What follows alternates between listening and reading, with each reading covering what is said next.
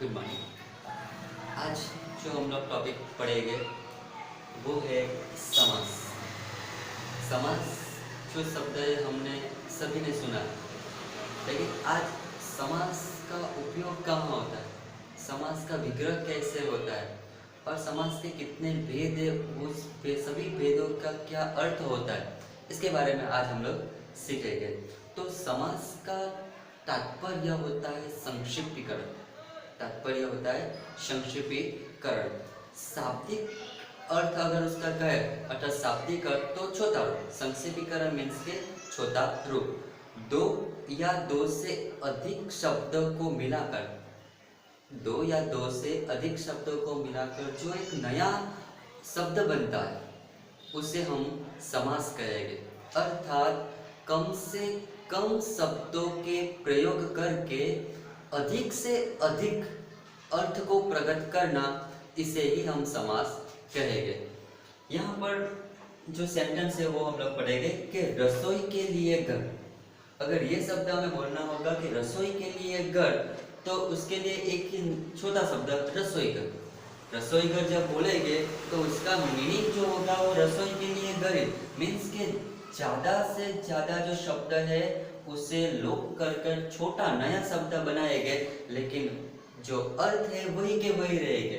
रसोई के लिए घर यानी होगा रसोई घर। हाथ के लिए कड़ी, हाथ के लिए जो कड़ी है उसे कहेंगे हथकड़ी। ओके। नील और कमल दो शब्द है लेकिन साथ में होगा नीलकमल। ओके। राजा का पुत्र, राजा का पुत्र जब वर्ड यूज होगा तो उसके लिए हम लोग कहेंगे राजपुत्र। राजपुत्र का मीनिंग होता है राजा का पुत्र, यानी कि जो छोटे जो हम लोग शब्द देख रहे हैं बराबर, तो उसका हम लोग विग्रह करेंगे तो इस टाइप का शब्द होगा। ओके। अब सवाल हो गया कि विग्रह शब्द आया। अब विग्रह शब्द सुनते ही हमारे मन में एक शब्द आएगा कि विग्रह शब्द तो संधि में भी आता है, तो संधि और समास में क्या फर्क होता है, तो वो देखेंगे। संधि किसे कहेंगे, तो संधि का जो शाब्दिक अर्थ होता है उसे मेल कहते हैं। संधि का शाब्दिक अर्थ को मेल कहते हैं और समास के शाब्दिक अर्थ को संक्षेप कहते हैं। इसका मेल और उसका संक्षेप। और एक बात कि संधि में जो वर्ण होते हैं, जो उच्चारण होते हैं, उसका विशेष महत्व होता है कि जो पद है वो कहाँ से बोला जाता है। ओके। उसका जो उच्चारण है वो कैसे होता है, उसका विशेष महत्व होता है। और समास में पद का मीन्स के वर्ण का नहीं पर वर्ण से अधिक पद का विशेष महत्व होता है कि पद कौन सा है, उसे कैसे विग्रह किया जाता है, उसका अधिक महत्व होता है। संधि में जो वर्ण होते हैं उसमें परिवर्तन आते हैं। वर्ण मीन्स कि अगर हम लोगों को संधि करनी है तो जो एक वर्ण हो गए, दो वर्ण हो गया, दो से ज्यादा वर्ण हो गए, तो उसमें सभी में परिवर्तन आएगा। या समास में क्या, दो या दो से अधिक शब्द मिलकर, दो या दो से अधिक शब्द, यहाँ पर हम लोग लिख सकते हैं दो या दो से अधिक शब्द मिलकर एक समस्त पद बनता है। शब्द में परिवर्तन नहीं होगा, अर्थ में परिवर्तन नहीं होगा। दो या दो से अधिक शब्द को मिलकर एक समस्त पद बना बराबर, तो उसे हम समास कहेंगे। अर्थात जो शब्द जो सेंटेंस है उसमें से जो विभक्ति है वो विभक्ति का लोप होगा और विभक्ति का लोप होकर एक संक्षिप्त रूप बनाया जाएगा। ओके। विभक्ति का लोप। जो संधि होता है उसे तोड़ने की जो प्रक्रिया होती है, संधि को जो तोड़ते हैं उसे हम लोग विच्छेद कहते हैं, संधि विच्छेद। ओके। और जो समास है उसे तोड़ने की प्रक्रिया जो होती है उसे हम लोग विग्रह कहते हैं, विग्रह उसे कहेंगे। एक सबसे इम्पोर्टेंट जो बात है वो कि संधि में जो मूल अर्थ है वो कभी नहीं बदलता। अगर संधि को हम लोग विग्रह करें, विच्छेद करेंगे, तो उसका जो मूल अर्थ होता है वो कभी नहीं बदलेगा।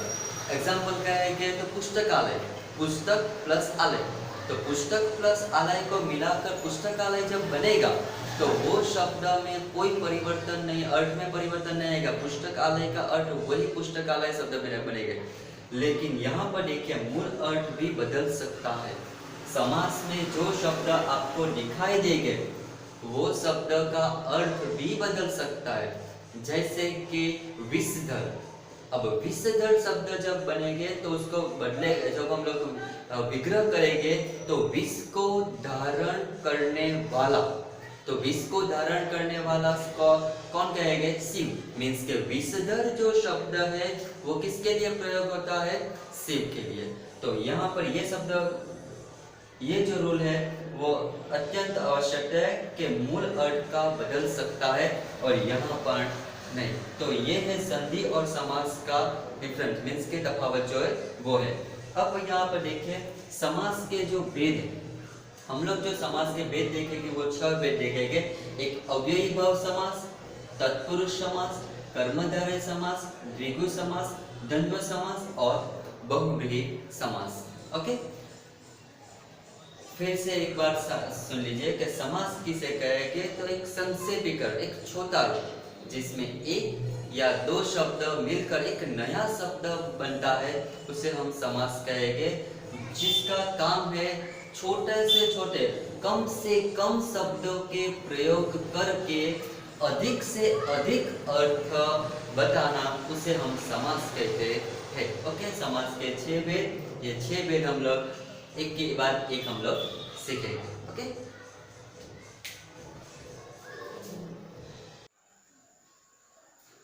ओके, समास के 6 भेद, इनमें से पहले भेद के बारे में हम लोग सीखेंगे।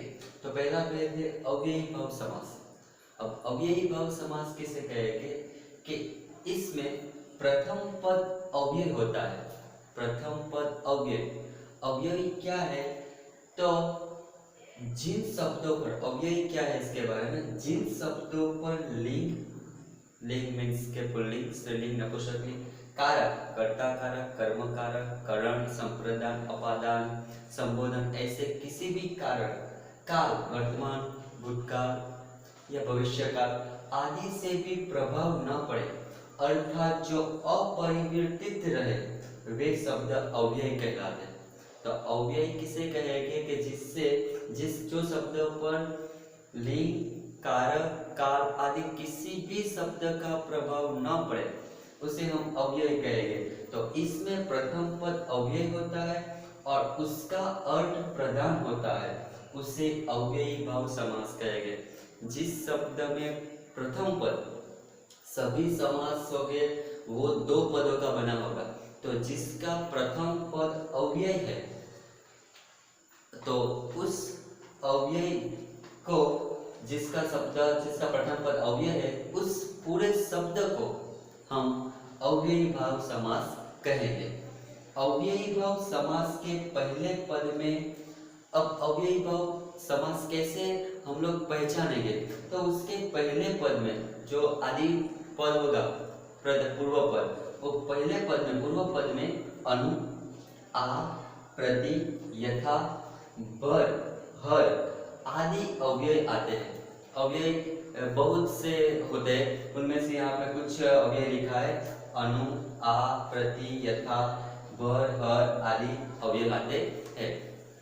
सिंपल के अव्ययी भाव समास पहचानने के लिए जो शब्द आएंगे वह शब्द, जो 2 शब्द आएंगे पूर्व पद और उत्तर पद, तो पूर्व पद के सभी शब्द जो अव्ययी होंगे तो उसे हम अव्ययी भाव समास कहेंगे।